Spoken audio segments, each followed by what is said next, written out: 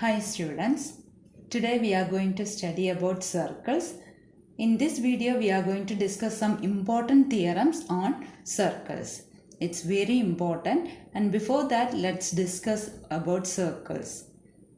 This is a circle and now you can see a dot and that's called the center of the circle. Now I drew a red colored line from center to the circle. It is called the radius of the circle. And now I drew a green colored line. It is called the diameter of the circle. The endpoints of the diameter are on the circle. And now I drew a blue colored straight line. The endpoints are on the circle, but it is called the chord. And what's the difference between diameter and a chord? Diameter is also a chord, but it is the longest chord in a circle. Now I drew an arc, red colored arc you can see, and the remaining part is also an arc. One is the major arc and the smaller one is the minor arc. Here you can see a circle and I drew a radius, and this is the complete angle 360 degree. And this is called semicircle. It is half of the circle. Now I drew one diameter and we know that it is a straight line and angle at the center is 180 degree. That's half of 360. Here I drew two radii and one angle is formed at the center of the circle. It is called the angle subtended at the center of the circle. Here I drew two chords and one angle is formed at the circumference of the circle. It is called the angle subtended at the circumference of the circle.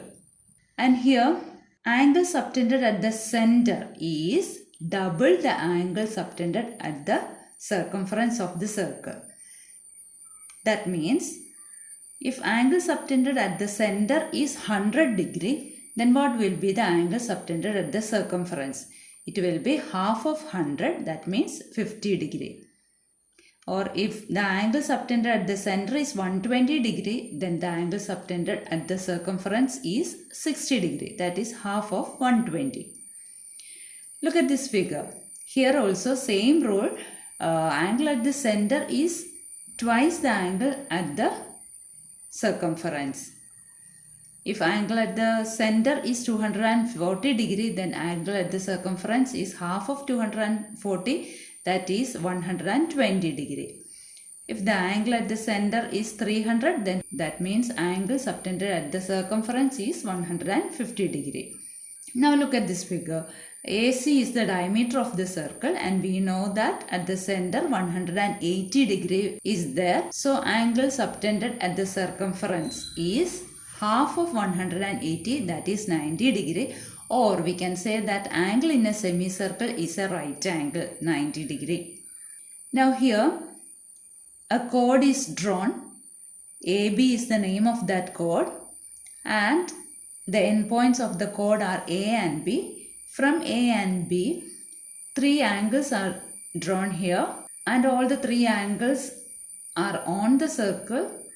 The measures of these three angles will be same. Or we can say angles in the same segment are equal, or angles in the same arc are equal. Here I drew red colored arc and all the three angles are on that same arc. So if one angle is 40 degree, then the remaining angles also will be 40 degree because they are on the same arc. Here also, look at that figure, small arc I took. That means minor arc I took. There also we can draw different angles and the measures of that angles will be same. Now look at this figure. Here we can see a quadrilateral ABCD and all the vertices, that means four vertices are there, A, B, C and D. All the vertices are on the circle. So this is called a cyclic quadrilateral. And I marked two angles, angle A and angle C. They are opposite. And the sum of these two angles will be 180 degree. Similarly, angle B plus angle D is also 180 degree. Or we can say that sum of the opposite angles in a cyclic quadrilateral is 180 degree, supplementary. Now look at this figure. Here I drew two chords First one is AB and second one is CD. They meet at P. So PA into PB equal to PC into PD. All these theorems are very important. Hope you got all the theorems. Thank you.